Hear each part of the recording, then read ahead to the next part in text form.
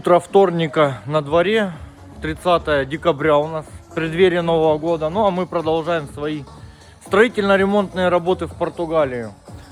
На сегодняшний день выполнена некоторая работа, именно демонтаж. И там частичная реставрация структуры крыши. На ночь немного изолировали, ложили вот эту вот подкладку, чтобы не протекла полукрыша в Португалии. Давайте не забываем строительство, ремонт в Португалии.